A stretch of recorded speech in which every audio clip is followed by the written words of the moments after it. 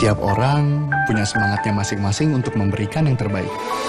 Terima kasih untuk kamu yang tidak bercerita, tapi selalu semangat 100%. Kopi Kapal Api, jelas lebih enak.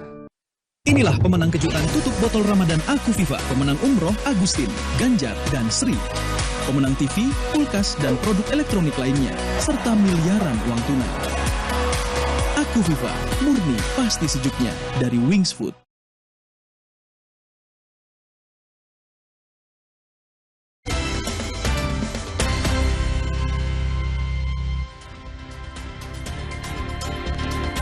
Kami lanjutkan informasi di Sapa Indonesia Malam, Saudara. Iran mengumumkan berhasil menembak jatuh drone canggih milik militer Amerika Serikat MQ-9 Reaper. Dikutip dari media Iran, Saudara, video yang dirilis oleh IRGC ini menunjukkan detik-detik saat Iran berhasil menembak jatuh drone AS MQ-9 Reaper. Video lain juga menunjukkan puing-puing drone yang hancur usai ditembak jatuh. Iran mengklaim puing-puing yang rusak parah memperkuat bukti adanya hantaman langsung dari rudal darat milik sistem pertahanan Iran. Iran sengaja memamerkan sisa-sisa drone pengintai canggih ini sebagai bentuk unjuk kekuatan visual.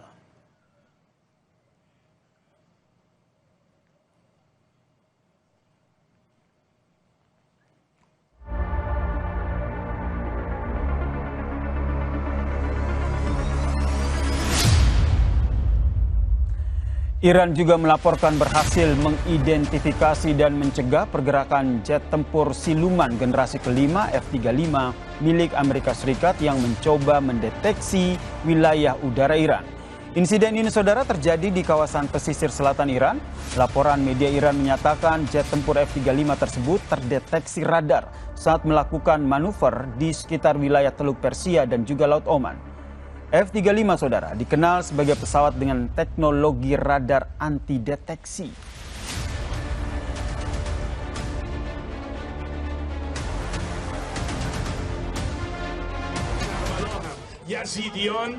Saudara, pemerintah Iran mengecam serangan Amerika Serikat yang dinilai sebagai itikat buruk dan bisa mengganggu proses perundingan damai kedua negara.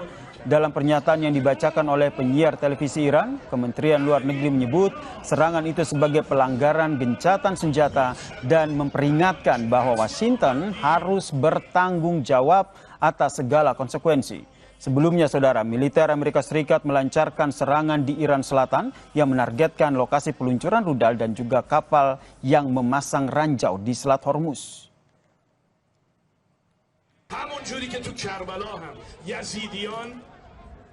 وزارت امور خارجه در بیانیه‌ای با محکوم کردن نقض آتشبس از جانب ارتش تروریستی آمریکا در هرمزگان هشدار داد.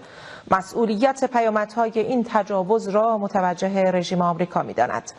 در این بیانیه تأکید شده است جمهوری اسلامی ایران هیچ شرارتی را بی‌پاسخ نمی‌گذارد و در دفاع از کیان وطن کمترین تردیدی به خود راه نمی‌دهد. Saudara, pemimpin tertinggi Iran, Ayatollah Mojtaba Khamenei, menyampaikan pesan keras kepada Amerika Serikat dalam pernyataan resmi jelang Idul Adha. Mojtaba memperingatkan Timur Tengah tak akan lagi menjadi tameng bagi pangkalan-pangkalan militer Amerika Serikat. Ayatollah Mojtaba Khamenei menegaskan Amerika Serikat kini tidak bakal lagi memiliki tempat aman di kawasan Timur Tengah. Ia pun mengajak negara-negara Arab bersatu, bersahabat, dan saling bekerja sama untuk menyelesaikan permasalahan dunia Islam. Ia menyebut saat ini Amerika Serikat semakin kehilangan pengaruhnya di dunia.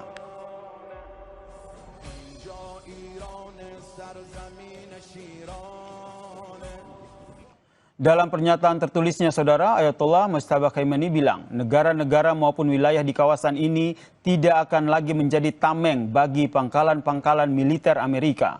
Amerika Serikat sudah tidak lagi memiliki titik aman di kawasan ini untuk melakukan agresi maupun membangun pangkalan militer.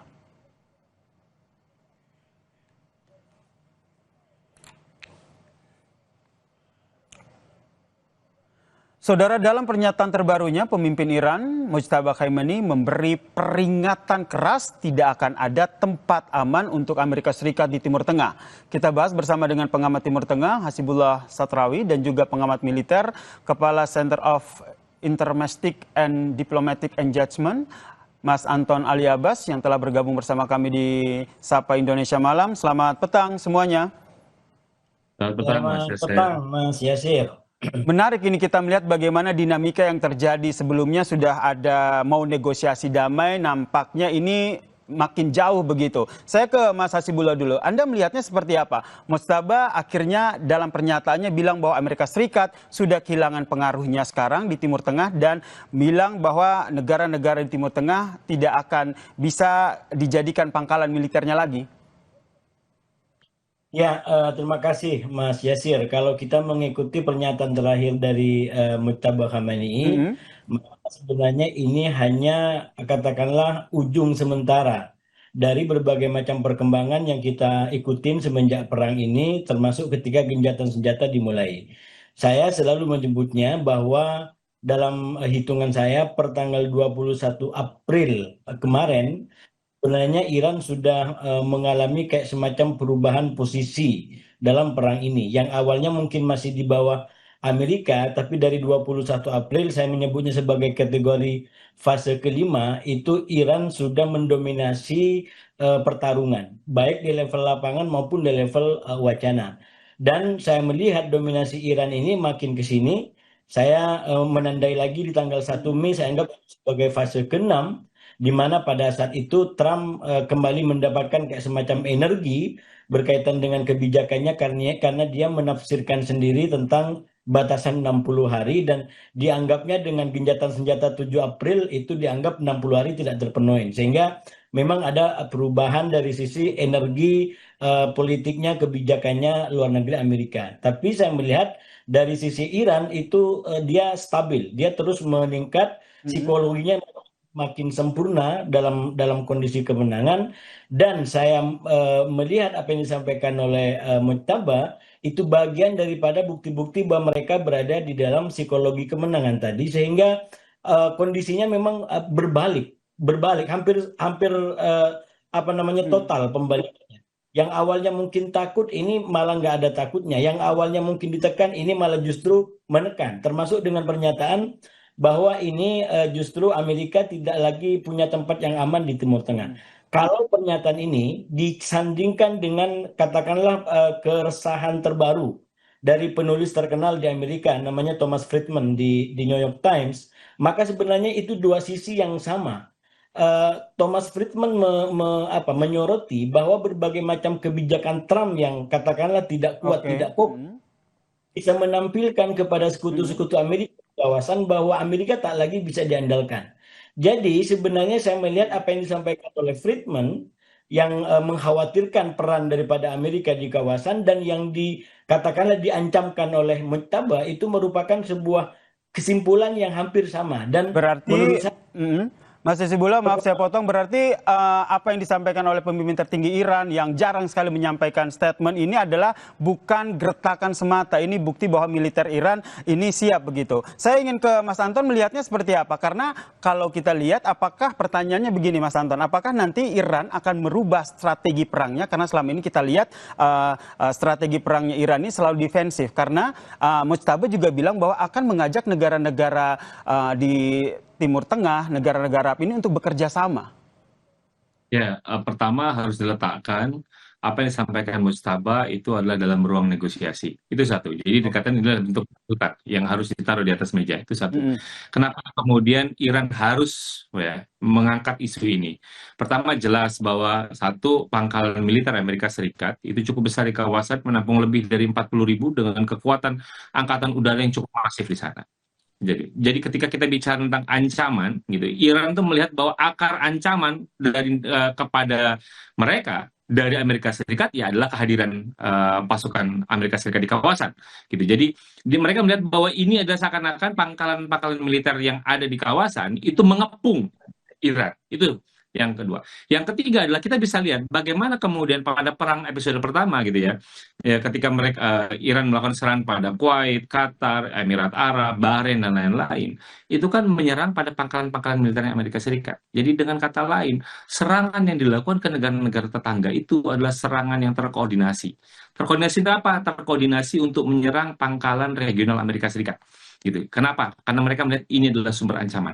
Itu yang kedua. Yang ketiga harus dilihat bahwa ketika Iran gitu mujtabah mengeluarkan ini, itu bukan pada posisi mereka lagi lemah, gitu ya. Jadi justru mereka tahu bahwa kemampuan mereka untuk menghancurkan sebagian besar dari pangkalan itu terbukti. Jadi posisi mereka justru itu mereka lagi sedang ada di atas angin. Kenapa? Saya terbukti bisa menghancurkan kehadiran mereka. Karena itulah kemudian kenapa Mujtaba ingin mengangkat itu ke meja perundingan, karena ingin mengubah keseimbangan kekuatan di kawasan gitu ya, yang tadinya memang dinaungi oleh Amerika Serikat, dan ini kemudian mau diimbangi oleh Iran. Makanya Iran kemudian berani menantang. Kenapa? Posisi mereka lagi tidak lemah. Mereka sudah membuktikan bahwa pangkalan Amerika Serikat bisa kami hancurkan. Kami yang dianggap kecil, kami bisa menghancurkan sebagian besar. Dan yang mahal-mahal itu bisa kami hancurkan. Dengan begitu, Mas Anton, dengan pernyataan yang Anda sampaikan bahwa ternyata nih militer Iran ini sedang di atas angin dalam tanda kutip, itu berarti bisa menjadi sebuah bargaining power untuk mengajak negara-negara kawasan dan juga negara-negara yang selama ini bisa dikatakan bersekutu dengan Amerika Serikat untuk bekerja sama dengan Iran. Nah, walaupun gitu. Jadi walaupun itu tuntutan, tapi kemudian karena itu sudah taruh di negosiasi, saya tidak melihatnya bahwa itu kemudian realistis untuk dilakukan. Kenapa? Karena satu, negara-negara Teluk yang bersekutu dengan Amerika Serikat, mereka menganggap bahwa kehadiran Amerika Serikat di kawasan itu bukanlah beban. Itu satu. Kedua, mereka kemudian membuktikan bahwa apa yang dilakukan oleh Iran itu bukan kemudian merusak hubungan, justru mempererat. Justru ada banyak analis yang bilang bahwa serangan-serangan terkoordinasi oleh Iran kepada titik-titik yang ada di kawasan itu justru bukan untuk menghancurkan hubungan, tapi justru bagaimana mempererat. Mereka justru akan semakin ketergantungan kepada Amerika Serikat. Ya, walaupun itu tetap saja kemudian ada peluang Cina untuk mengimbangi ya. Karena apa? Karena Cina kan berteman dengan Iran dalam hal ini. Jadi senjata-senjata Iran banyak dibantu secara teknologi oleh Cina misalnya. Tapi hubungan itu kemudian ada banyak bahkan kemudian misalnya dari Arab Saudi tidak melihat bahwa ini adalah beban. Justru kehadiran Washington jadi penting untuk apa? Untuk menjaga stabilitas keamanan regional. Itu yang dilakukan oleh Arab Saudi, jadi pertimbangannya. Jadi kalau misalnya apakah itu realistis untuk bisa dilakukan, ini yang berat gitu. Kenapa? Karena negara Teluk itu berpikir ulang untuk kemudian mereka mencoret Amerika Serikat, kehadiran Amerika Serikat di tempatnya. Justru mereka akan berpikir bagaimana kemudian kerjasama pertahanan ini akan semakin kuat gitu. Itu ada banyak analisis yang kemudian mendukung ke arah sana, cenderungnya bukan malah kemudian ini tetap saja membuka peluang bahwa Cina bisa masuk ke situ untuk memperkuat misalnya kerjasama pertahanan gitu dengan negara-negara Teluk. Gitu. Jadi tidak serta-merta langsung diterima mentah-mentah oleh negara-negara kawasan termasuk negara Teluk ya. Tapi dari Mas Hasibullah sendiri memaknainya seperti apa? Gertakan dari apa yang disampaikan oleh Mujtaba Khamenei ini ingin menunjukkan bahwa memang kekuatan militer Iran ini tidak bisa dianggap sepele dan sedang di atas angin dibandingkan dengan Amerika Serikat. Apa yang ingin dia tunjukkan? Ya, saya rasa itu bukan hanya sekedar gertakan. Kalau kita baca dari pernyataan perkembangan lapangan, itu sebuah kampanye yang bagi saya adalah realistis. Cuman persoalannya kalau berkaitan dengan katakanlah perubahan masa depan kerjasama kawasan keamanan, itu kan yang menentukan bukan hanya Iran, tapi juga negara-negara Arab Teluk. Bahkan saya menyebutnya negara Arab Teluk ini sebagai punggung utama daripada kerjasama keamanan ke depan. Saya ingin mengatakan kalau Arab Teluk hari ini mau mengubah cara kerjasama keamanannya dari katakanlah dari Amerika kemudian ke Iran, menurut saya itu juga tidak akan ada yang menghalangi. Karena yang punya kuasa adalah Arab Teluk. Tentu masing-masing punya konsekuensi. Dia berhadapan sama Amerika dengan Israel mungkin juga akan menjadi perang. Sama dengan sekarang dia berhadapan dengan Iran juga sama dengan menjadi perang. Nah, itu yang saya bilang dari awal, perang ini sebenarnya memang hanya menguntungkan Israel dari awal dan merugikan Teluk sebagai pihak yang paling tidak beruntung dalam perang ini. Nah, kalau kita lihat dari kacamata Iran, saya masuk kepada analisanya Mas Anton tadi, saya selalu sampaikan dari awal bahwa dengan menggunakan Selat Hormuz dan menyerang Arab Teluk, sebenarnya bagi Iran itu adalah dimensi kontraproduktif. Sama dengan Amerika dan Israel ketika dia menyerang, katakanlah Ayatullah Ali Khamenei. Itu adalah dimensi kontraproduktif dilihat dari tujuannya. Cuman memang persoalannya dimensi atau kadar produktifnya yang dialami Iran jauh lebih kecil, lebih ringan daripada yang dihadapi oleh Amerika. Sehingga kalau Amerika dengan membunuh tokoh-tokoh utama dijauhkan dari tujuan utama perang ini, tapi Iran walaupun dia menang banyak dengan menggunakan, saya dari awal menyebut ini dua sayap yang digunakan oleh Iran dalam bentuk bola lambung. Dan itu terbukti sekarang, bola lambung itu yang mencekik Trump, yang mencekik Amerika, yang mencekik ekonomi global. Dan itulah akhirnya yang membuat Amerika dan Israel mau tidak mau sekarang harus menghitung ulang, bahkan mendapatkan kritik dari sana-sini. Kenapa saya sebutkan sebagai kontraproduktif? Sebenarnya dengan Iran menyerang Arab Teluk, itu sama dengan dia menyerang pasar baru. Kenapa saya sebut sebagai pasar baru? Masyarakat Timur Tengah itu dari dulu memimpikan adanya negara yang mampu mengimbangi Israel. Tidak pernah ada negara manapun yang rudalnya bisa sampai di Israel. Kalau kita masih ingat serangan-serangan Iran, misalkan ada video yang menampilkan ketika rudal Israel menyeberangi negara-negara Arab, rudal Iran menyeberangi negara-negara Arab menuju Israel, itu banyak pemandangan masyarakat Arab menyambutnya dengan tarian. Artinya apa? Mereka berpesta, mereka bersyukur, mereka senang. Itu yang saya bilang, fenomena masyarakat Arab secara umum sebenarnya dari leher ke bawah itu anti-Israel. Tapi dari ke atas justru banyak yang menoleh dan kerjasama dengan Israel. Saya melihat negara Arab Teluk ingin kelihatan tegak lurus, sebenarnya lebih mudah bagi mereka daripada kerjasama dengan Amerika dan Israel. Jauh lebih kuat, jauh lebih kokoh kalau mereka bekerjasama dengan Iran. Karena mereka sudah dapat basis dukungan yang kuat di tingkat grassroots masyarakat. Cuman sekali lagi, apakah kita bicara di Timur Tengah? Nah, ini persoalannya demokrasi. Apakah ini yang tentu saja masih jadi pertimbangan dari negara-negara Timur Tengah dan kawasannya. Banyak sekali poin-poin yang dipertimbangkan terkait dengan apa yang disampaikan oleh Mujtaba ini. Karena kalau kita lihat, Mujtaba sendiri bilang bahwa negara-negara di kawasan tidak akan lagi menjadi tameng bagi pangkalan Amerika Serikat. Apakah ini juga bisa dibaca bahwa Iran siap perang terbuka dengan langsung menyerang pangkalan-pangkalan Amerika Serikat yang berada di Timur Tengah? Jangan dijawab dulu, Mas Hasibullah. Kita akan lanjutkan perbincangan kami. Tetaplah bersama kami di Sapa Indonesia Malam.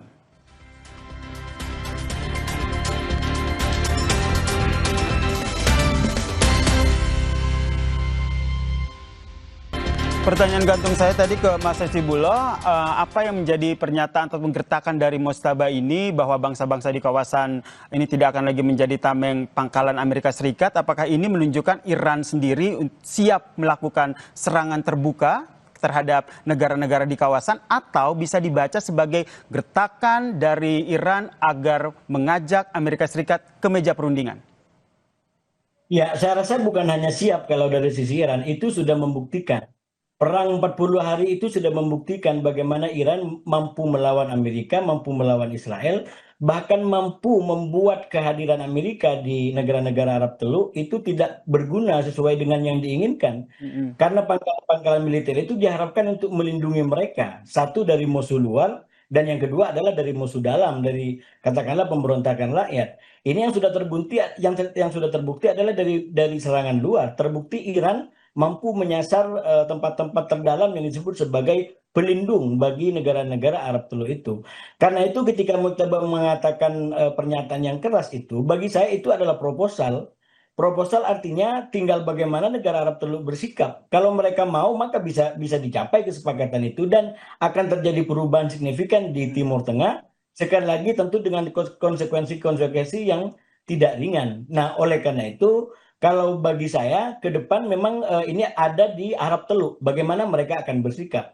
Cuman lihat sampai sekarang sepertinya Arab Teluk juga masih akan mempertahankan status quo mereka. Jadi Amerika dengan Israel masih tetap akan menjadi mitra, wallahu a'lam ke depan. Tapi dalam waktu dekat ini saya melihat belum akan ada perubahan yang terlihat, Mas Menarik nih apa yang Yasir. disampaikan oleh Mas Hasibulo, ini bisa jadi sebuah cara agar negara-negara Teluk ini membuat sebuah kesepakatan begitu. Jika ke Mas Anton Aliabes membacanya, apakah kesepakatan yang nanti dimunculkan oleh negara-negara kawasan ini bisa mempengaruhi Amerika Serikat untuk ikut lagi untuk negosiasi bersama dengan Iran? Makanya tadi saya bilang bahwa ini adalah salah satu proposal dalam negosiasi ketika negosiasi sedang berlangsung, termasuk juga ada pembicaraan Qatar gitu. Itu satu. Kedua, memang ketika kita bicara tadi, kalau pertanyaannya tadi, apakah kemudian Iran itu akan melakukan serangan kepada negara-negara termasuk pangkalan-pangkalan Amerika Serikat di negara-negara Teluk, saya selalu melihatnya bahwa Iran itu membangun dan melakukan serangan, baik serangan maupun narasi, itu adalah betulnya retaliasi, pembalasan. Jadi bukan Iran yang melakukan aksi preemptif bahkan gitu ya, jadi ataupun preventif. Iran nggak pernah melakukan itu. Iran selalu melakukan serangan balasan. Termasuk juga insiden yang terjadi 2 hari lalu di selatan Iran misalnya, kan Iran melakukan serangan tadi yang menyerang drone atau juga F-35, itu kan sebagai bentuk aksi retaliasi. Iran tidak melakukan ujuk-ujuk langsung melakukan serangan itu, tapi apa namanya, melakukan serangan balasan. Itu yang satu. Kedua, bagi saya ada yang mumet kedua ketika kita bicara tentang negara Teluk, ketika kemudian kalau hari ini yang kita bahas adalah proposalnya dari Iran yang mendorong itu, tapi di sisi lain Trump juga juga ikut encircling, jadi memaksa negara-negara Teluk untuk membuat pilihan ketika kita bicara tentang Abraham Accord, bahwa kemudian disandingkan gitu ya, kalau ini nanti ada perdamaian ini, maka kawasan Teluk juga harus mendatangi Abraham Accord, yang dimana bahwa mereka harus melakukan normalisasi hubungan dengan Israel, dan itu kan juga sedikit banyak kan mengganggu, membuat gaduh ya negara-negara Teluk, apakah mereka ingin mendukung perdamaian atau tidak mendukung perdamaian gitu. Jadi posisi dilema itu jadi tidak hanya kemudian diciptakan oleh Iran dalam konteks ini, tapi juga diciptakan oleh Amerika Serikat dalam konteks yang lain ketika Trump itu mengusulkan ada penandatanganan Abraham Accord gitu, ketika untuk menyertai perdamaian ini yang kemudian membuat dilema bagi negara-negara di kawasan, apakah kemudian mereka ingin mendorong sepenuhnya atau kemudian mereka ingin ikut serta sebagai pihak yang terkait untuk juga ikut berembuk gitu ya, berembuk bagaimana mengeluarkan gitu ya, mengeksklud dua hal ini, karena bagaimanapun juga itu sedikit banyak itu membuat terpojok mereka, itu satu. Kedua, akan membingungkan mereka bagaimana kemudian mereka bernegosiasi dengan kepentingan domestik, kepentingan nasionalnya, karena itu juga sedikit banyak akan juga membuat mereka dalam hal ini negara-negara dalam posisi dilema, apakah mau terus atau kemudian mau menolak. Itu dengan kata lain, Mas Anton, ini bisa dibaca bahwa sebenarnya dari Iran sendiri maupun Amerika Serikat, mereka punya strategi masing-masing untuk membawa perang ini ke meja perundingan.